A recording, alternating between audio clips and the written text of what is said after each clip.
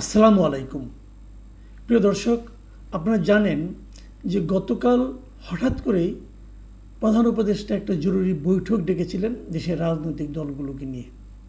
সেখানে মূলত আলোচনা হয়েছিল জুলাই সনদ এবং সেই সনদ কবে স্বাক্ষর করা হবে সেটা নিয়ে, এবং সেই সঙ্গে ফেব্রুয়ারির নির্বাচন নিয়ে। এবং সেখানে প্রধান উপদেষ্টার সামনে বসে বিভিন্ন রাজনৈতিক দলের নেতারাই কথা বলেছেন। বিএনপির পক্ষ থেকে বিএনপির স্থায়ী কমিটির সদস্য সালাউদ্দিন আহমেদ সাহেব কিছু কথা বলেছেন। এই কথাগুলো আমার কাছে খুবই গুরুত্বপূর্ণ মনে হয়েছে বলেই আপনাদের সঙ্গে আজ শেয়ার করতে চাই এবং দু একটা বিষয় নিয়ে একটু কথাও বলতে চাই। সালাউদ্দিন আহমেদের বক্তব্য নিয়ে দৈনিক প্রথম আলো একটা রিপোর্ট করেছে। সেই রিপোর্টের শিরোনাম হলো, আমরা চাই আপনার সাথে প্রতিরক্ষা বাহিনীর সুসম্পর্ক বজায় থাকুক। এই একই ধরনের শিরোনাম আরও কয়েকটা পত্রিকা, ইত্তেফাক, আজকের পত্রিকা, এরা অনেকেই এই ধরনের একটা রিপোর্ট করেছে। এখন প্রশ্ন হচ্ছে, প্রধান উপদেষ্টার সাথে প্রতিরক্ষা বাহিনীর সুসম্পর্ক থাকুক এই প্রত্যাশা করেছেন সালাউদ্দিন আহমেদ, মানে দেশের প্রধানতম রাজনৈতিক দলের গুরুত্বপূর্ণ একজন নেতা, এবং সেটাও প্রত্যাশাটা উনি করেছেন প্রধান উপদেষ্টার সামনে বসে, সামনে দাঁড়িয়ে। কেন? প্রধান উপদেষ্টার সঙ্গে কি প্রতিরক্ষা বাহিনীর সুসম্পর্ক নষ্ট হয়ে যাচ্ছে, অথবা নষ্ট হওয়ার উপক্রম হয়েছে, অথবা এমন কোনো ঘটনা কি ঘটেছে যেটাকে কেন্দ্র করে প্রধান উপদেষ্টার সঙ্গে সশস্ত্র বাহিনী, প্রতিরক্ষা বাহিনীগুলোর সম্পর্ক নষ্ট হতে পারে? সেটা কি? কে ঘটিয়েছে তেমন কিছু, নাকি উনি নিজেই ঘটিয়েছেন? আসেন আমরা আরেকটু ভেতরে যাই। উনি কি বলেছেন আমি পুরোটা আপনাদেরকে যদি পড়ে শোনাই ওই প্যারাটা, তাহলে আপনারা হয়তো নিজেরাই ধারণা করতে পারবেন। তিনি বলেছেন, আমরা চাই না প্রতিরক্ষা বাহিনীগুলোর মধ্যে কোনো রকমের ভারসাম্য নষ্ট হোক। প্রতিরক্ষা বাহিনীগুলোর মধ্যে ভারসাম্য নষ্ট হোক, এটা কেন বলছেন? দেখুন, আমি প্রশ্নগুলি করছি এবং এই প্রশ্নগুলি মানুষের মনে আসা কি স্বাভাবিক নয়? ওনার মতো একজন গুরুত্বপূর্ণ নেতা যখন বলছেন যে উনি চান না যে প্রতিরক্ষা বাহিনীগুলির মধ্যে কোনো ধরনের ভারসাম্য নষ্ট হোক, তখন কিন্তু আমাদের এই প্রশ্ন তো অন্য সময় কেউ করে না। একটা বিশেষ ঘটনা তাহলে ঘটেছে, যে ঘটনার প্রেক্ষিতে ওনার মনে হয়েছে যে প্রতিরক্ষা বাহিনীগুলোর মধ্যে ভারসাম্য নষ্ট হয়ে যাচ্ছে। কার কারণে যাচ্ছে? কি ঘটনা ঘটেছে এর মধ্যে? আর নষ্ট হয়ে গেলে কি হবে? উনি তার পরের বাক্যেই বলেছেন, আমরা সেটি অ্যাফোর্ড করতে পারবো না এই মুহূর্তে। তার মানে বিষয়টা সামথিং সিরিয়াস। দেখি তারপরে কি বলেছেন। তারপরে বলেছেন, আমরা চাই আপনার সাথে প্রতিরক্ষা বাহিনীর সুসম্পর্ক বজায় থাকুক, রাষ্ট্র একটা ব্যালেন্সড অবস্থায় থাকতে হবে। আমরা নির্বাচনকে সামনে রেখে কোনো রকমের ঝুঁকির মধ্যে যেতে চাই না, যেতে পারবো না, সেটা আমরা অ্যাফোর্ড করতে পারবো না। নির্বাচনকে সামনে রেখে, তার মানে এই সময় নির্বাচন তো সামনে, এখন ফেব্রুয়ারিতে যদি নির্বাচন হয় আর তো মাত্র 4 মাস আছে, তো নির্বাচন সামনে, একদম সামনে। এই সময় কিছু ঘটছে, তাহলে নির্বাচনকে সামনে রেখে অ্যাফোর্ড করতে পারবো না, তার মানে এখনই কিছু ঘটছে। কি সেটা আমরা আলোচনা করতে পারি, কিন্তু এই সময় হলে অ্যাফোর্ড করতে পারবেন না, অন্য সময় হলে পারতেন। এই সময় কি ঘটতে পারে? নির্বাচন ভণ্ডুল হতে পারে, অথবা নির্বাচনের পরিবর্তে গণতান্ত্রিক প্রক্রিয়ার পরিবর্তে গণতান্ত্রিক যে শাসন, তার পরিবর্তে অগণতান্ত্রিক কোনো কিছু চলে আসতে পারে। এ ধরনের আশঙ্কা। আমি কিন্তু আশঙ্কাগুলো বলছি, কারণ আমি মনে করি উনি এই কথাটা তো পাবলিক করেছেন।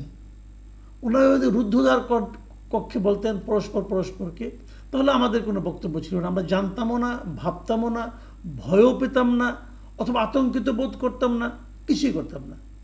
কিন্তু যখন বিষয়টা পাবলিকলি চলে আসে, মিডিয়াতে, একাধিক মিডিয়াতে চলে আসে, তখন তো এটা আমাদের জন্য উদ্বেগের ব্যাপার।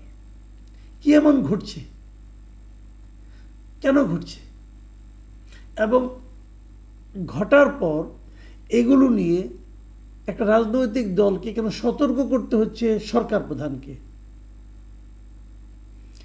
আমরা জানি কিছুদিন আগে, দু একদিন আগে দুটো গুমের ঘটনাকে কেন্দ্র করে মামলা হয়েছে। সেই মামলায় বেশ কয়েকজনকে আসামি করা হয়েছে এবং কয়েকজনের বিরুদ্ধে গ্রেফতারি পরোয়ানা জারি করা হয়েছে। এবং গ্রেফতারি পরোয়ানা যাদের বিরুদ্ধে জারি করতে আমাদের সামরিক বাহিনীর বেশ কয়েকজন ছিলেন।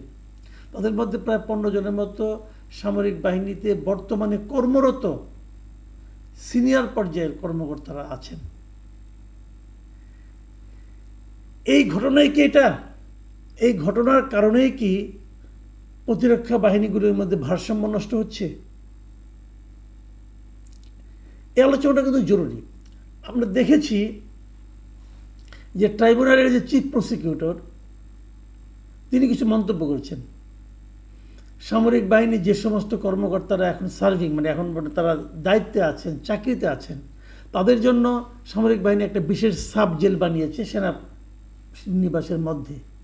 সেখানে তাদেরকে আপাতত রাখা হয়েছে এবং তাদেরকে তাদের কর্ম থেকে অব্যাহতি দেওয়া হয়েছে আপাতত সাময়িক সময়ের জন্য। হয়তো বা 21 তারিখে তাদেরকে ট্রাইব্যুনালের সামনে উপস্থাপন করার কথা, হয়তো ওখান থেকে করা হবে। কিন্তু তাতে কিন্তু যেন মনে হচ্ছে চিফ প্রসিকিউটর তাজুল ইসলাম সাহেব ঠিক হ্যাপি নন। তিনি বলতে চাচ্ছেন যে না, এটা ওরা কেন করবে, এটা পুলিশ করবে। যেহেতু গ্রেফতারি পরোয়ানা হয়েছে, পুলিশ করবে। পুলিশ তাদেরকে আদালতের সামনে নিয়ে আসবে, আদালত পরে সিদ্ধান্ত দেবে, মানে ট্রাইব্যুনাল পরে সিদ্ধান্ত দেবে যে তাদেরকে কোথায় রাখা হবে কি হবে না। তো তাজুল ইসলাম সাহেবের এই সিদ্ধান্ত অথবা এই বক্তব্য, এটার দিকে কি মির্জা ফখরুল, এটার দিকে কি আমাদের এই সালাউদ্দিন আহমেদ সাহেব ইঙ্গিত করেছেন কিনা আমি জানি না, কিন্তু এটা একটা কারণ হতে পারে। তো এগুলো তাহলে কেন করা হচ্ছে? এই কাজগুলো কি এখনই জরুরি ছিল? আমি কিন্তু সবসময় বলি, যদি গুম হয়, খুন হয়, টর্চার হয় কারো প্রতি, সে যদি সিভিলিয়ানকে টর্চার করা হয়, এটা যদি আর্মি করে, অবশ্যই আর্মিকে অবশ্যই নিন্দা করতে হবে। এবং যেহেতু একটা সিভিলিয়ানকে করেছে, যেটা তাদের এখতিয়ারের মধ্যে পড়েই না, তো তারা যদি সেরকম কিছু করে তার বিচারও সিভিল কোর্টই হতে হবে। এটা আমি মনে করি পার্সোনালি। আমার মনে করে ভুল হতে পারে ভাই, আমি এভাবেই মনে করি। কিন্তু একটা কাজ আপনি করবেন, করার সময় যে সমস্ত কথাবার্তাগুলি বলবেন সেগুলো আপনাকে খুব সতর্কভাবে বলতে হবে, যাতে কারো ইগো হার্ট না হয়। কেউ কি কারো ইগো হার্ট করছে? এই বিষয়গুলো কিন্তু আলোচনায় আসবে। আমি আরও কিছু কথা বলে নেই, যে জিনিসগুলো এই সালাউদ্দিন আহমেদ সাহেব বলেছেন। সেখানে কি বলেছেন? উনি বলেছেন যে পতিত স্বৈরাচার এবং তাদের দোসর একটি দেশ এই সুযোগ নেওয়ার জন্য বসে থাকবে। তারপরে বোঝাই যাচ্ছে উনি এখানে আওয়ামী লীগকে বলেছেন এবং তাদের দোসর একটি দেশ, সম্ভবত ভারতকে ইঙ্গিত করেছেন। তারা এর সুযোগ নেওয়ার চেষ্টা করবে। কোন সুযোগ? এই যে ভারসাম্যহীনতা, এই যে ভারসাম্য নষ্ট হওয়ার বিষয়টা, এই বিষয়ে একটা সুযোগ নিতে পারে বলে আশঙ্কা করেছেন সালাউদ্দিন আহমেদ সাহেব। তিনি আরও বলেছেন, আরেকটা বাক্য পড়ে শোনাই। সুতরাং আমাদেরকে একদম প্রতি বিপ্লবী হলেও চলবে না, আমাদেরকে বাস্তবতার নিরিখে আমাদের পদক্ষেপটা নিতে হবে। তো মোটামুটি কিন্তু মেসেজ ক্লিয়ার। এখন প্রধান উপদেষ্টা কি এই মেসেজটা বুঝতে পেরেছেন কিনা আমি জানি না। যদি বুঝে থাকেন, সেই অনুযায়ী কি তিনি কোনো ব্যবস্থা নেবেন? কি ব্যবস্থা নেবেন উনি কি ব্যবস্থা নেবেন সেটা দেখার অপেক্ষায় আমরা থাকি। আর যদি উনি কোনো ব্যবস্থা না নেন, তাহলে কি ঘটবে তার জন্য বোধ আমাদের আরও কিছুদিন অপেক্ষা করতে হবে। প্রিয় দর্শক, এখন এ পর্যন্তই। আল্লাহ হাফেজ।